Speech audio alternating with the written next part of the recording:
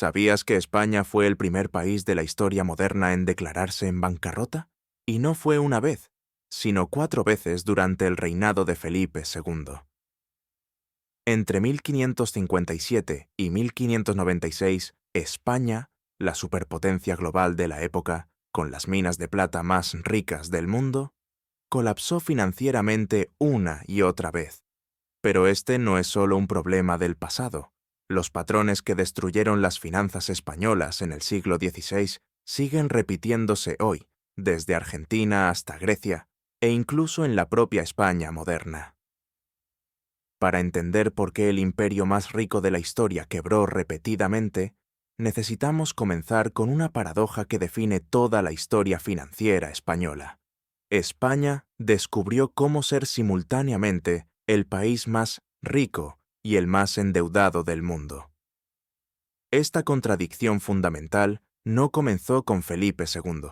Se remonta a los primeros barcos que regresaron de América cargados de oro y plata. Cuando Hernán Cortés conquistó el Imperio Azteca en 1521, España de repente se encontró con acceso a riquezas que Europa no había visto jamás. El oro de Moctezuma fue solo el comienzo. Cuando Francisco Pizarro capturó al emperador inca Atahualpa en 1533 y exigió un rescate de una habitación llena de oro, España se dio cuenta de que había descubierto algo mucho más grande que unos tesoros. Había encontrado fuentes de metales preciosos que parecían inagotables. Pero la verdadera bonanza llegó con el descubrimiento del Cerro Rico de Potosí en 1545. Esta montaña de plata en lo que hoy es Bolivia se convirtió en la fuente de riqueza más grande que la humanidad había conocido. Durante más de 2 siglos, Potosí produciría el 60-80% de toda la plata mundial. Los españoles literalmente habían encontrado una montaña de dinero. Las cifras de la riqueza española eran simplemente astronómicas. Entre 1500 y 1650, España importó aproximadamente 16 millones de kilos de plata y 185.000 kilos de oro de América. Para poner esto en perspectiva, era más metal precioso del que había circulado en Europa durante toda la Edad Media. España había quintuplicado el suministro mundial de dinero prácticamente de la noche a la mañana. Con tanto metal precioso fluyendo hacia España, era natural pensar que el país se había vuelto invenciblemente rico. Y en cierto sentido, era verdad. España podía financiar ejércitos más grandes que cualquier otro país europeo, construir la armada más poderosa del mundo y mantener un imperio que se extendía desde Filipinas hasta Flandes. Pero había un problema fundamental que ni Felipe II ni sus consejeros entendían completamente: la diferencia entre riqueza y flujo de caja. La plata que llegaba a España no se quedaba en España. La mayor parte fluía inmediatamente hacia otros países europeos, para pagar por bienes manufacturados que España no producía. España había desarrollado lo que los economistas modernos llamarían una economía de recursos, rica en materias primas pero dependiente de importaciones para todo lo demás. Los textiles venían de Flandes, las armas de Milán, las especias de Venecia. España pagaba por todo con plata americana, pero esa plata rápidamente se iba a otras partes. Más problemático aún, España había desarrollado una cultura aristocrática que despreciaba el comercio y la manufactura. Los hidalgos españoles consideraban el trabajo productivo como algo indigno de su posición social. Preferían vivir de rentas o buscar fortuna en América antes que desarrollar industrias en casa. Esta mentalidad aristocrática significaba que España nunca desarrolló la base manufacturera que podría haber convertido su riqueza en metales preciosos en una prosperidad sostenible. Felipe II heredó este sistema disfuncional cuando llegó al trono en 1556, pero también heredó obligaciones financieras masivas de su padre, Carlos V. El Sacro Imperio Romano había sido tremendamente costoso de mantener, y Carlos V había financiado sus guerras europeas a través de préstamos de banqueros alemanes e italianos. Cuando Felipe II se convirtió en rey, España ya debía una fortuna que superaba varios años de ingresos de plata americana. Aquí es donde Felipe II cometió el error que definiría su reinado. En lugar de reducir gastos para equilibrar el presupuesto, decidió aumentar los préstamos para mantener el nivel de gastos de su padre. Su lógica parecía sólida. Con las minas de Potosí produciendo cantidades masivas de plata cada año, ¿por qué no podía España pedir prestado contra ingresos futuros? Los banqueros europeos estaban ansiosos de prestar dinero a un imperio que parecía tener acceso a riquezas ilimitadas. Pero Felipe II también había heredado las ambiciones imperiales de su padre. Estaba determinado a defender el catolicismo contra el protestantismo en toda Europa, mantener el dominio español en Italia, suprimir la revuelta en los Países Bajos, defenderse contra los turcos otomanos en el Mediterráneo y, eventualmente, conquistar Portugal y atacar Inglaterra. Cada una de estas empresas requería gastos militares masivos que superaban incluso los enormes ingresos de plata americana. Las matemáticas de las finanzas de Felipe II eran brutalmente simples. Los ingresos anuales de la corona española rondaban los 10-12 millones de ducados, de los cuales aproximadamente la mitad venía de América. Pero los gastos anuales frecuentemente superaban los 15-20 millones de ducados. La diferencia tenía que financiarse a través de préstamos, y los préstamos tenían intereses que se acumulaban año tras año. En 1557, apenas un año después de convertirse en rey, Felipe II enfrentó su primera crisis financiera. Los banqueros alemanes que habían financiado las guerras de su padre estaban exigiendo pagos que España simplemente no podía hacer. Los ingresos de plata de 1556 ya habían sido comprometidos para pagar deudas anteriores. Felipe II se encontró en la posición imposible de deber más dinero del que podía pagar, incluso si dedicara todos los ingresos del imperio a servir la deuda. La solución fue revolucionaria para su época. Felipe II declaró que España no podía pagar sus deudas. No era una declaración de que España era pobre, claramente no lo era, sino una declaración de que el flujo de pagos requerido era insostenible. Felipe II efectivamente inventó el concepto moderno de reestructuración de deuda soberana. España no renunciaba a pagar, proponía pagar en términos diferentes, más manejables. Esta primera bancarrota estableció un patrón que se repetiría durante todo el reinado de Felipe II. Los acreedores, inicialmente furiosos, eventualmente aceptaban reestructurar la deuda porque sabían que España tenía activos reales, las minas americanas, que respaldan su capacidad de pago a largo plazo.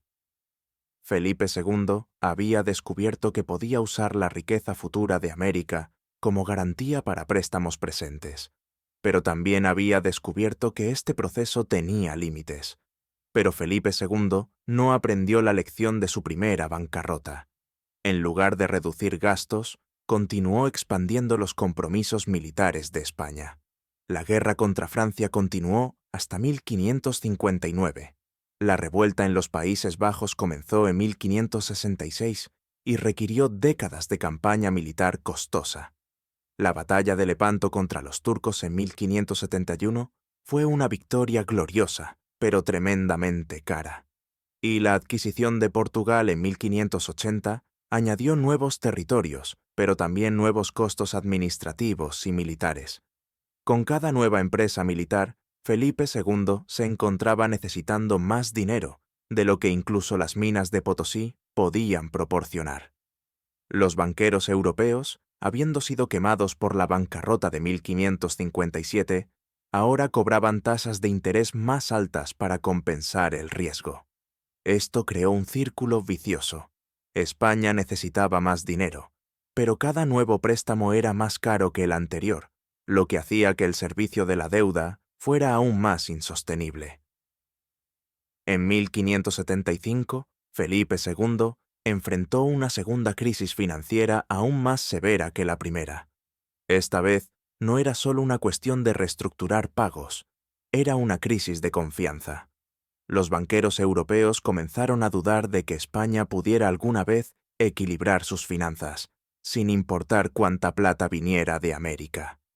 La situación se volvió tan desesperada que Felipe II tuvo que declarar una segunda bancarrota, suspendiendo todos los pagos a acreedores extranjeros. Esta segunda bancarrota tuvo consecuencias más serias que la primera. Los soldados españoles en Flandes, que no habían recibido paga durante meses, se amotinaron y saquearon la ciudad de Amberes en 1576. Fue un desastre tanto militar como de relaciones públicas. El ejército más poderoso de Europa había perdido el control debido a problemas financieros. La crisis financiera de Felipe II no era solo un problema contable. Estaba afectando directamente la capacidad militar y política del imperio.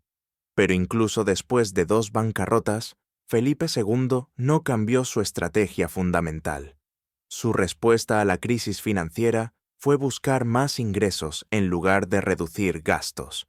Aumentó los impuestos en Castilla, exigió préstamos forzosos de los nobles españoles, confiscó cargamentos de plata privados y negoció nuevos préstamos con banqueros genoveses que estaban dispuestos a tomar el riesgo por tasas de interés aún más altas. La ironía de la situación española era que cuanta más plata llegaba de América, más desesperada se volvía la situación financiera. Esto se debía a un fenómeno que los economistas modernos conocen bien: la inflación. La masiva afluencia de plata americana había aumentado dramáticamente los precios en toda Europa, pero especialmente en España. Lo que costaba un ducado en 1500 podía costar 3 o 4 ducados en 1580. Esto significaba que incluso cuando los ingresos de plata aumentaban en términos nominales, su poder adquisitivo real se estaba erosionando. Felipe II tampoco entendía completamente cómo la inflación estaba afectando la competitividad española. Los precios más altos en España significaban que los productos españoles se volvían más caros que los productos de otros países europeos. Esto hacía más difícil para España desarrollar industrias exportadoras, lo que a su vez hacía al país más dependiente de las importaciones pagadas con plata americana. Era un círculo vicioso que hacía que España fuera estructuralmente menos competitiva cuanta más riqueza americana recibía. En 1596, Felipe II enfrentó su tercera bancarrota. Esta vez, la causa inmediata fue el costo astronómico de la empresa de Inglaterra, la fallida Armada Invencible de 1588 y los continuos intentos de invasión de Inglaterra. Felipe II había gastado una fortuna en construir la armada más grande de la historia hasta ese momento, solo para verla destruida por las tormentas y la marina inglesa. Pero en lugar de cortar sus pérdidas, continuó enviando expedición tras expedición, cada una más costosa que la anterior. Esta tercera bancarrota fue diferente de las anteriores, porque Felipe II estaba comenzando a quedarse sin opciones. Los banqueros europeos habían perdido la confianza en la capacidad española de manejar sus finanzas responsablemente. Los prestamistas ahora exigían garantías más sólidas y tasas de interés que bordeaban lo usurario. Peor aún, España estaba comenzando a hipotecar ingresos futuros tan adelante en el tiempo que los herederos de Felipe II heredarían deudas que serían imposibles de pagar. Felipe II murió en 1598, pero no antes de declarar una cuarta bancarrota en 1596. Su hijo Felipe III heredó un imperio que parecía rico en el papel, pero que estaba financieramente quebrado en la realidad. Los ingresos de plata americana continuaban llegando, pero estaban completamente comprometidos para pagar deudas contraídas décadas antes. La historia de las bancarrotas de Felipe II es más que una lección sobre mala gestión financiera. Es una advertencia sobre cómo incluso los países más ricos del mundo pueden destruirse a sí mismos a través de gastos irresponsables y planificación financiera deficiente. Los patrones que destruyeron las finanzas españolas en el siglo XVI se repiten hasta hoy. Argentina en 2001, Grecia en 2010, incluso la propia España durante la crisis de 2008-2012, todos siguieron elementos del mismo patrón básico: gastos que superan ingresos sostenibles, endeudamiento excesivo basado en expectativas optimistas y, eventualmente, crisis de confianza que hacen imposible refinanciar la deuda. Felipe II había descubierto algo que los gobiernos modernos conocen muy bien. Puedes ser rico en recursos y aún así quebrar si gastas más rápido de lo que puedes recaudar. Había confundido flujo de caja con patrimonio neto. España era rica, pero Felipe gastaba como si fuera infinitamente rico. Y la diferencia entre esas dos cosas destruyó el imperio español. La lección más importante de las bancarrotas de Felipe II es que la riqueza sin disciplina financiera es una receta para el desastre. No importa cuán abundantes sean tus recursos, si no puedes equilibrar ingresos con gastos, eventualmente te quedas sin dinero. España descubrió esta verdad de la manera más dolorosa posible, y su experiencia sigue siendo relevante para cualquier país que confunda riqueza temporal con sostenibilidad financiera permanente. Si este análisis de las finanzas imperiales te hizo pensar diferente sobre crisis económicas modernas, suscríbete. La historia financiera tiene las respuestas, y yo te mostraré dónde buscarlas.